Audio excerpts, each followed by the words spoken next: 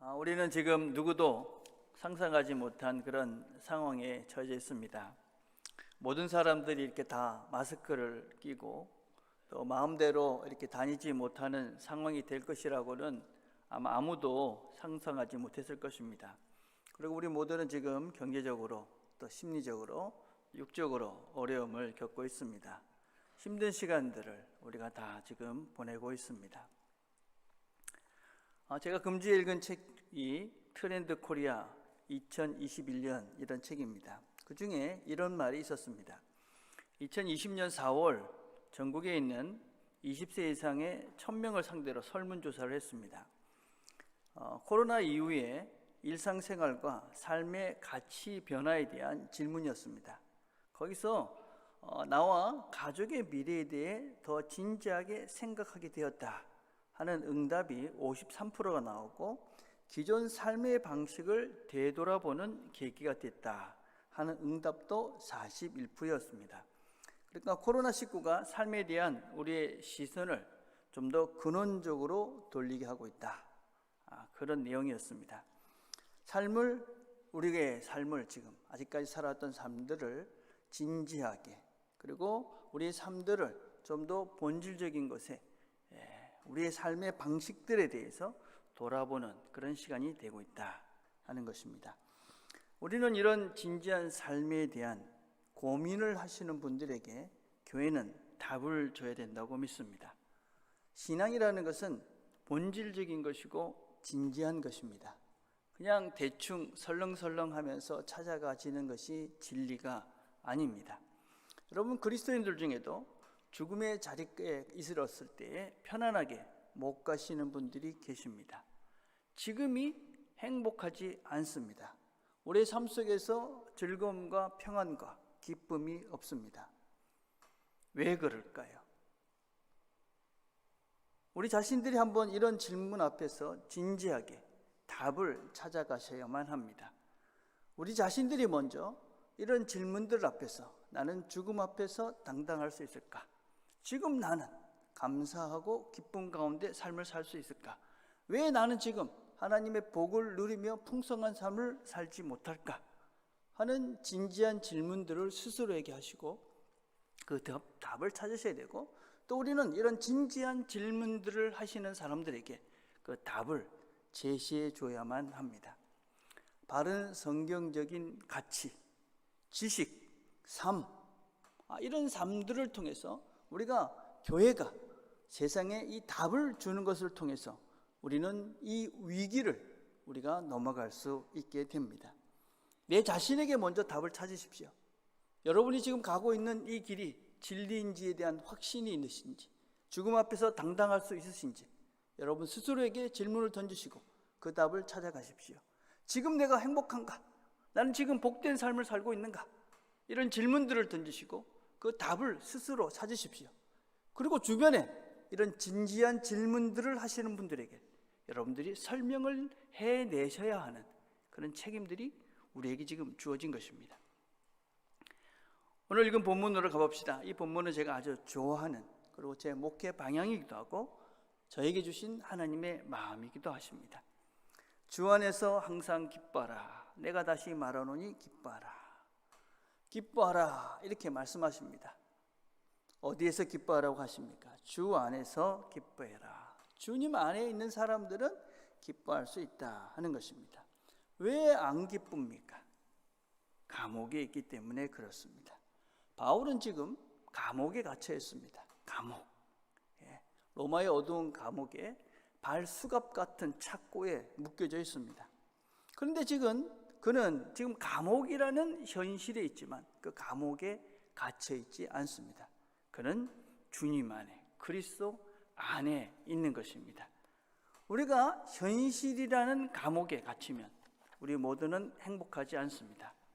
자기라는 감옥, 자녀라는 감옥, 돈이라는 감옥, 욕심이라는 감옥, 이기심이라는 감옥, 시기라는 감옥, 이념, 이데올로기라는 그런 감옥에 갇혀 살면, 우리는 감옥에 있으면 절대로 행복하지도 않고 기쁘게 살 수가 없습니다.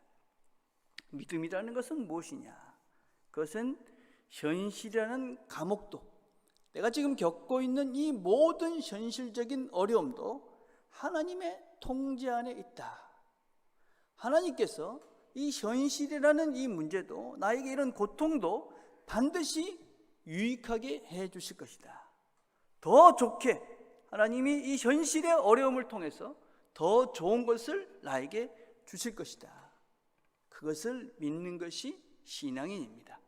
통 속에 갇혀 있는 그것이 아니라 통 바깥에서 우리를 붙잡고 가시는 하나님의 손을 보는 것이, 그것을 보고 믿고 사는 것이 신앙인입니다.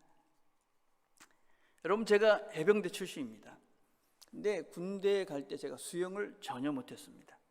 그래서 군대 처음에 가니까 수영 못하는 사람 나와라. 그래서 잘 가르쳐주는갑다 이러고 나갔습니다. 그랬더니 그냥 끌고 가가지고 제일 수영장에서 저희들이 처음 전투 수영이라는 것을 했는데, 그 수영장 제일 깊은데 그냥 빠뜨려 버리는 겁니다. 어떻게 됐을까요? 죽을 만큼 물 먹었습니다. 그러니까 몇 번을 그렇게 하는데 어느 순간에 뭘 깨달았냐면, 이 사람들이 나를 죽이지는 않는구나. 죽을 만큼 되면 끄집어내주는구나. 그런 걸 깨닫고 나니까 몸이 뜨기 시작했습니다. 물을 엄청 많이 먹었지만 그래서 몸이 뜨니까 눈이 떠지기도 하고 주변에 보이기도 했습니다.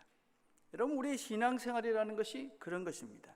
당장 내가 지금 물속에 빠져서 허우적대기 시작하면 더 깊은 꼬랑 속에, 더 깊은 수렁 속에 빠져버립니다. 하나님의 손이 있지. 그것을 인식하고 그 손을 보며 안심하는 것입니다.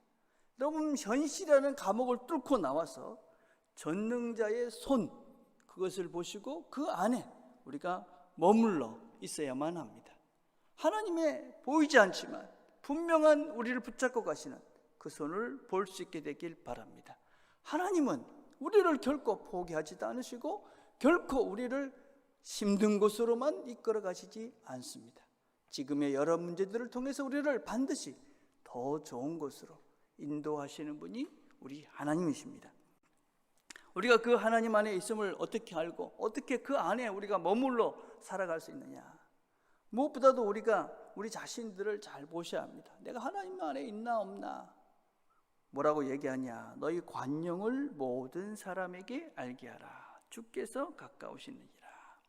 여러분, 예수 안에 살고 있는 사람의 실제는 관용이라는 것입니다. 이 관용이라는 뜻은 부드럽고 잘 참고 잘 견디고 인내력 있고 정당한 이런 것들입니다. 이걸 복잡하게 막 설명할 것이 심플하게 얘기하면 넉넉한 마음입니다. 넉넉해지는 것입니다. 내 삶이 하나님의 전능자의 손 안에 있으니 조급하거나 급하거나 또 다른 사람처럼 그렇게 옹졸해지지 않습니다. 넉넉하다. 주께서 가까우니라. 그분과 가까워 있으니 그분이 모든 걸 갖고 계신 분이니 우리 자신들이 넉넉해질 수밖에 없습니다. 여러분 자신들이 넉넉하십니까? 여러분, 깊은 물은 쉽게 흔들리지 않습니다. 또 깊은 물은 고요히 흘러갑니다. 우리 자신들의 삶들을 보시면서 나는 지금 넉넉해져 있는가? 그렇다면 여러분은 주님 가까이 계신 것이고 주님 하나님 손 안에 우리가 머물러 있는 것입니다. 그런데 우리가 조심해야 될 것은 무엇이냐면 이 관대하다는 것과 무책임하다는 것을 구별할 수 있어야 됩니다. 여러분, 관대하다는 것은 무책임한 것이 아닙니다. 관대하다는 것은 내가 책임을 대신 지는 것을 말합니다. 쉽지 않은 이야기입니다. 여러분, 관대하다는 게 그냥 방치하거나 무관심한 것은 아닙니다. 관대하지만 사랑으로 돌보는 것입니다. 아이가 실수로 유리창을 깼습니다. 우리 것 같으면 괜찮다, 다음부터 조심해라, 그리고 넘어가면 됩니다. 그런데 다른 집 유리창을 깼는데 괜찮다, 그러시면 안 되는 거죠. 내가 창문값을 대신 내주고 괜찮다, 다음부터 조심해라, 그러면 몰라도, 그렇죠?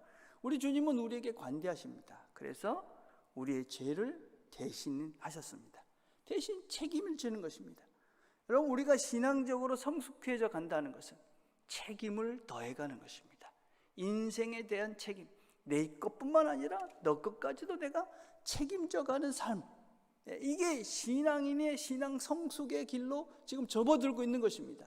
나밖에 모르고 내 안에서 그냥 내 이익만을 위해서 그렇게 바둥거리고 살고 있다면 지금 내가 누구 안에 있는가 하는 것을 돌보셔야 됩니다. 특별히 힘든 시간들을 보내고 있는데 과연 나는 지금 이 시간에 뭘 하고 있는 건가, 누구 안에 있는가 하는 것을 내 자신을 돌아보시면서 내가 누구 속에 있는지를 확인해 가셔야만 합니다. 여러분, 주 안에 있는 자들은 어떻게 하십니까? 염려하지 않습니다. 아무것도 염려하지 말고. 여러분, 우리가 염려는 백해무익하다 하는 것을 다 알고 있습니다. 그렇지만 우리가 이 염려를 멈추기가 쉽지 않습니다. 그렇다고 해서 우리가 무조건 괜찮다 그럼 되느냐? 그렇지도 않습니다. 우리가 이 아무 근거 없는 낙관주의를 조심해야 됩니다. 스톡데일 파라독스라는 말이 있습니다. 이 스톡데일이라는 사람은 누구냐면 베트남 전쟁 때의 미군이었는데 하노이 감옥에서 10년 동안 이렇게 세월을 보냈는데 살아남은 장군의 이름입니다. 그 중에 이 감옥에 갇혀 있는 사람들 중에 이번 부활절에 풀려날 거야, 추수감사절에는 풀려날 거야, 크리스마스 때는 풀려날 거야, 이렇게 근거 없는 낙관을 했던 사람들은 다 중간에 병이 걸리거나 죽어버렸습니다. 또 어떤 사람들은 이제 끝났어, 아무것도 할 수 없어, 이렇게 자포자기한 사람도 역시 오래 견디지 못했습니다. 하지만 스톡데일 장군은 쉽게 나갈 수 없다 하는 것을 직시했습니다. 하지만 반드시 나는 살아 돌아갈 것이다. 그리고 거기서 내가 뭘 해야 되는가 하는 구체적인 계획을 세우고 의지를 다져갔습니다. 이런 사람들을 현실적 낙관주의자다 이렇게 이야기합니다. 이들은 기나긴 포로 수용 생활을 견뎠습니다. 현실적 낙관주의자가 되어야 합니다.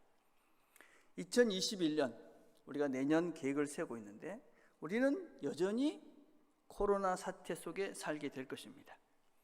여러분, 우리 박 장로님이 이 문제가 언제 해결되겠습니까? 늘 묻는데 하시는 말씀이 내년 10월 돼야, 빨라야 내년 10월이다.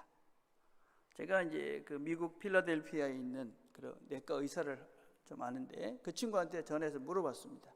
미국에서는 이 사태가 어떻게 될 거라고 생각하느냐? 올해는 아주 심각해질 것이고 내년 겨울이나 겨우 돼야 될런지 모르겠습니다. 그게 지금 미국 전체적인 의사들의 견해입니다. 내년에도 이러한 상태다. 그렇다면 지금보다도 좀 더 힘들 가능성이 많습니다. 여러분, 여러 가지 면에서 우리는 힘든 내년을 맞이하게 될 것입니다. 그 현실을 바르게 직시하고 그리고 우리는 준비를 해가야만 합니다. 트렌드 코리아 2021이라는 책이 나왔습니다. 이 책이 2020년 10월 17일, 한 달도 발행되지 않았습니다. 근데 벌써 6세가 인쇄가 되었다. 그거는 엄청난 사람들이 이 책을 지금 보고 있다는 것입니다. 서울 트렌드 연구소라는 곳이 있습니다. 이곳에서 매년마다 내년에 어떻게 될 것인가 하는 그런 것들을 연구해서 책을 발간해 놓고 있습니다. 꼭 읽어보시길 바랍니다. 여러분들 중에 내년 어떻게 될 건가 다 궁금하잖아요.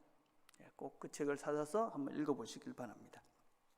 그 책에 보면 내년도의 여러 특징을 3가지로 요약을 해놨습니다. 첫 번째는 CX, 이게 Consumer Experience라는 말입니다. 소비자 경험 시대가 될 것이다. 앞으로 시대는 무엇보다도 직접 경험하는 것이 무엇보다도 우선되는 시대가 될 것이다. 그런 얘기를 합니다. 여러분, 이전에도 이런 것들이 있었습니다. 여러분, 옛날에 슈퍼에 가시면 맛배기를 봤잖아요. 그죠? 시식코너 이런 것도 있었습니다.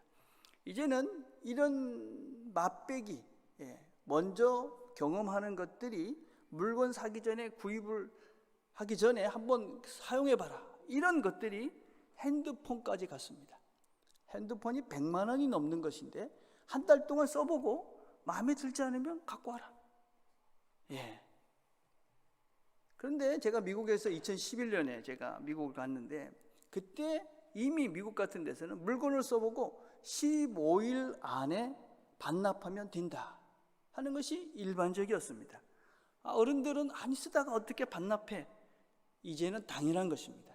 쓰다가 마음에 안 들면 반납하는 것입니다. 여러분, 생산자들이 뭐라고 지금 얘기를 하고 있는 것이냐면 써봐라. 마음에 안 들면 갖고 와. 경험을 하지 않고 구입하는 시대가 이미 아닙니다. 이것은 더 발전될 것입니다. 근데 이제는 단지 그것이 소비하는 수준으로 가는 것이 아니라 이제는 제조 과정부터 소비자의 견해가 당겨지기 시작합니다. 소비자가 의견을 내는 것입니다. 써보고 당신들의 견해가 어땠냐. 그래서 실제적으로 생산을 할 때 그 소비자들의 입맛에 맞게 생산을 합니다. 그러니까 소비자들이 자기가 원하는 대로 물건을 만드는 시대가 되어져 가는 것입니다, 여러분. 그러니까 그런 물건이 나오니까 이 소비자들은 그 물건에 충성을 더할 수밖에 없습니다. 이제는 점점점 경험을 공유하고 그 경험을 함께 나눠야지만이 함께 할 수 있는 그런 시대가 될 것입니다. 더 강화될 것입니다. 여러분 요새 텔레비 보시면은 음식도 요새 같이 하는 이런 프로그램이 나오잖아요. 이게 다 그런 트렌드를 반영하고 있는 그런 한 모습이라고 할 수 있습니다. 교회도 지금 성도들이 함께 경험할 수 있는, 함께 뭔가 참여할 수 있는 이런 쪽으로 모든 것들을 시도해 가고 있습니다. 우리도 그런 시도들을 지금 하고 있는 것입니다. 여러분 두 번째는 피보팅이라는 것입니다. 피보팅. 이 피보팅이라는 무엇이냐면 축을 옮긴다 그런 말이에요. 특별히 이것을 거침없는 피보팅 이런 표현을 쓰고 있어요. 지금 시대를 뷰크라고 합니다. 뷰크라는 것은 무엇이냐면 볼라티리티라는 말이 있습니다. 그거는 변동성이라는 말이에요. 그 다음에 uncertainty, 이건 불확실성이라는 말이에요. complexity, 복잡성이라는 말이에요. ambiguity, 이건 모호성이라는 말이에요. 지금 우리가 살고 있는 시대가 어떤 시대냐면 변화하고 불확실하고 복잡하고 모호한 시대다. 이게 지금 우리가 살고 있는 시대라는 거예요. 이전에 우리를 시대를 뭐라고 그랬냐면 불확실성의 시대다 그런 얘기를 했어요. 근데 지금은 불확실할 정도가 아니라 모호하고 변화하고 복잡하고 도대체 내일을 예상할 수 없는 시대가 지금 우리가 살고 있는 시대다. 내일을 점치는 것이 불가능한 시대다. 이렇게 지금 우리가 살고 있는 시대를 평가하고 있습니다. 그래서 이 시대를 살아가는 데서 필요한 건 뭐냐? 방향이 아니라 속도다. 여러분 이 북카 시대에 방향만 잡고 어떻게 할까 해서는 이미 지나가 버리는 것입니다. 그래서 지금은 축을 바꾸면서 새로운 변화에 도전을 하고 그 변화를 새롭게 적용할 수 있는, 그 변화를 쉽게 바꾸고 적용할 수 있는 이 능력을 키워가야지만이 살아남을 수 있는 시대다. 그렇게 평가하고 있습니다. 변화를 적극적으로 수용하고 그 변화에 적응할 수 있는 능력, 변화할 수 있는 능력, 이게 우리 시대에 필요한 트렌드다 하는 것입니다. 여러분 우리가 잘 아는 삼성과 소니를 보시면 여러분들이 아주 우리가 잘 이해할 수가 있습니다. 저희들이 1995년에 유럽을 갔었습니다. 그때 갔는데 그때만 해도 여러분 소니는요 중심에 있었습니다. 모든 백화점 제일 비싼 곳에 딱 소니가 있었고 삼성은 저 구석에, 지금 차이나보다도 더 구석에 먼지 펄펄 날리는 그곳에 그리 있었습니다. 저희들이 정말 부끄러웠습니다, 여러분. 근데 지금 어떻습니까, 여러분? 지금은 완전히 달라졌습니다. 지금은 소니하고 삼성전자가 소니의 전체 어떤 매출액이나 그런 규모가 3배 이상이 되어 있습니다. 왜 그렇게 됐을까요? 이건희 회장께서 97년에 어떤 책을 썼냐면 이건희 에세이라는 책을 썼어요. 그 책에서 그분이 어떤 얘기를 했냐면 앞으로 이 시대는 I자형이 아니라 T자형의 인간형이 필요하다. T자형의 리더십이 필요하다. I자형이 뭐냐면 I는 그냥 한 구석만 계속 파는 겁니다. 앞으로 이래서는 안 된다. T자형, 다양한 경험을 통해서 그것을 통해서 어떤 원리들을 찾아가는 이런 시대가 돼야 되지, 이런 사람이 돼야 되지, 그냥 하늘만 파서는 안 된다. 그런 얘기를 했어요. 그래서 그때부터 삼성은 엄청 변했죠. 지금 우리가 현실적으로 지금 되어져 있는 것들을 봅니다. 그냥 하늘만 파서는 되는 시대가 아니다.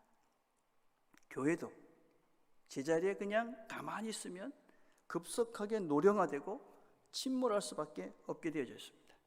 여러분 미국과 유럽의 수많은 교회들이 백발이 성성하신 어른들만 10여 명 앉아있는 것들이 수두룩합니다. 그렇지만 그 시대를 읽고 또 말씀을 제대로 배우고 그 말씀을 현실 속에서 또 세상과 소통하면서 그렇게 변화를 시도했던 교회들은 건강하게 아직까지도 잘 성장하고 있습니다. 여러분, 변화를 두려워하시면 안 됩니다. 변화하지 않고 그냥 이 자리에 있어서는 우리가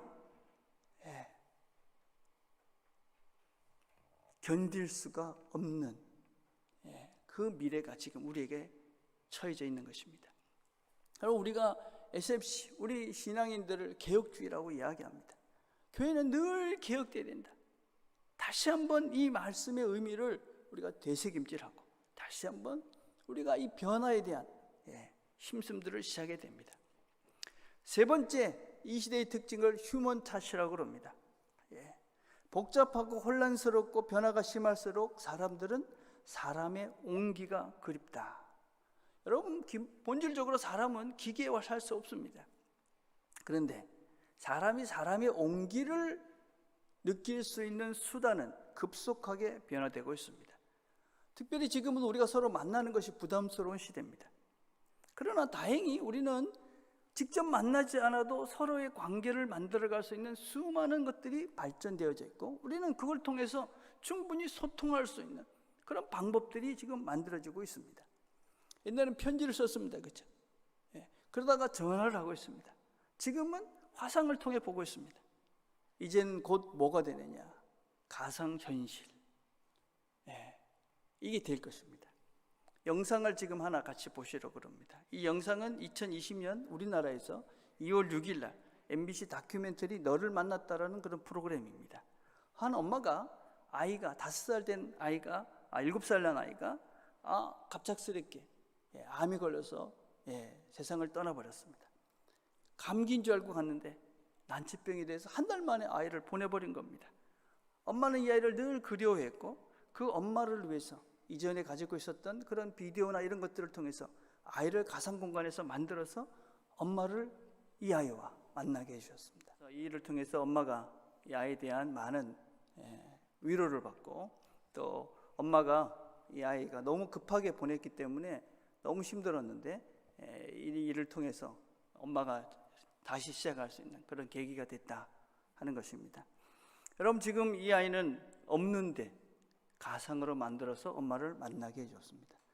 이제 우리가 이런 공간 속에서 우리가 만날 수 있는 이런 가상현실이 곧 우리 앞에 펼쳐집니다. 여러분, 멀리 있는 이야기가 결코 아닙니다. 그래서 우리가 이런 것들을 준비하지 않고 이런 시대를 우리가 지금 예상치 않고 그냥 지나갔다가는 아무것도 되지 않는 것입니다. 여러분, 이제 우리는 방법의 문제를 넘어서 내용을 보셔야 됩니다. 우리는 사람의 온기가 필요합니다. 서로의 마음을 나누고 진심을 나눌 수 있는 그 사람들이 필요합니다. 그러나 그 방법은 다양해졌습니다. 우리는 그 시대가, 우리가 상상도 못했던 그 시대가 곧 올 것이고 우리는 준비하고 연습하고 익숙해져야만 합니다. 만약에 이런 시대를 우리가, 이런 변화를 우리가 예상치 못하고 그냥 지금 이것만이 다라고 그냥 모여야 된다, 어쩌든지 모여서 뭘 해보자 이래서는 결국 교회는 세상과 멀어질 수밖에 없고 문을 닫을 수밖에 없습니다. 이런 얘기들을 하면 그건 교회 문제지 나와 무슨 관련이 있나 하실 수 있습니다. 여러분, 이 얘기는 우리 한 명 한 명들의 이야기입니다.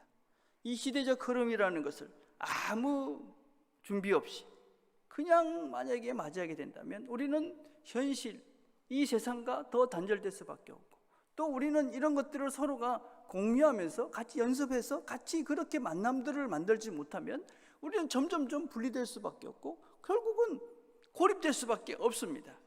여러분, 신앙을 지키는 것 자체가 어려워질 수밖에 없다는 것입니다. 여러분, 예배도 잘 드려지지 않고 모임도 없고 그러면서 혼자서 신앙을 지킨다? 불가능한 일입니다. 어쩌다 한번 인터넷에서 설교 한번 들으면서 신앙을 지키간다? 불가능한 일입니다. 여러분, 이 세상이 지금 우리가 그리스도 안에 머무르는 것이 애쓰고 힘쓰고 모이고 기도해도 힘든데 이 현실의 감옥으로 우리가 늘 끌려갈 수밖에 없고 그래서 현실의 감옥 속에서 이 힘든 시간들을 정말 하나님이 원하시는 그 복된 삶을 못 누리고 있는데 그것도 없이 나 혼자서 불가능한 일입니다. 특별히 우리가 지금 이것들을 제대로 준비하지 않으면 다음 세대는 믿음을 이어가는 것은 불가능한 일이 됩니다. 우리는 지금 염려하지 말고 준비하고 행동하셔야 됩니다. 배우시고 우리가 노력해야만 합니다. 그래서 우리가 이 현실을 냉철하게 인식하고 이 현실 속에서 우리가 뭘 해야 되는지를 분명하게 파악하고 그리고 준비하고 연습해야지만이 우리의 신앙도 지킬 수 있고 우리 다음 세대도 이 신앙을 물려줄 수 있게 됩니다. 또 염려하지 말고 기도해야 합니다. 여러분, 기도해야 우리가 이 현실의 감옥 속에서, 염려의 감옥 속에서 나올 수가 있습니다. 그리고 그리스도 안에 우리가 머물 수가 있습니다. 뭐라고 이야기하십니까? 그리하면 모든 지각에 뛰어난 하나님의 평강이 그리스도 예수 안에서 너희 마음과 생각을 지키시리라. 예수 안에 있어야, 기도해야 너희들의 마음과 생각을 지켜주신다. 기도해야, 우리가 주님 가까이 있어야, 그래야 우리가 넉넉해질 수가 있습니다. 여러분, 넉넉해져야 준비할 수 있습니다. 그냥 우리가 조급해지고 아무것도 갖고 있으면 그냥 허둥대다가, 여기에 그냥 현실에 빠져서 그냥 허우적대다가 아무것도 할 수 없게 됩니다. 기도하며 넉넉해질 때 나에게 주어진 것이 무엇인지를 볼 수 있고 그곳에서부터 우리가 새롭게 시작할 수가 있습니다. 그래야 지금 여기 있는 것에 만족하며 감사하며 최선을 다할 수 있습니다. 어떻게 기도하라고 그럽니까? 감사로 기도하라. 그럼 감사가 무엇입니까? 감사는 믿음입니다. 만족인 것이죠. 하나님께서 나에게 정말 좋은 것을 주셨다. 또 앞으로도 주실 것이다. 그래야 좋은 길이 보입니다. 믿어야, 그럼 믿고 보려 해야 좋은 것이 보이는 것입니다. 안 믿고 보려 하지 않는데 어떻게 보입니까? 하나님이 우리에게 좋은 걸 열어놓으셨다. 그럼 믿음을 가지고 하나님이 열어놓으신 그것을 보려고 해야 믿음을 가지고 그것을 볼 때 새로운 길, 좋은 길, 하나님이 원하시는 아름다운 길이 우리한테 열려주십니다. 하나님이 준비해 놓으신 더 좋은 것이 있다. 이 믿음을 가지고 감사하면서 우리가 현실을 넘는 하나님의 손길을 보면서 이 연습들을, 준비들을 해가는 겁니다. 여러분, 이 한 주는 그래서 여러분들이 실제적으로 훈련을 하십시오. 연습하고 실제적으로 행동해 보셔야 됩니다. 무엇보다도 불평하지 말라. 여러분, 불평은 자기가 해야 될 일을 남에게 미루는 것이라고 이야기합니다. 여러분, 불평을 하면 행복하지 않죠.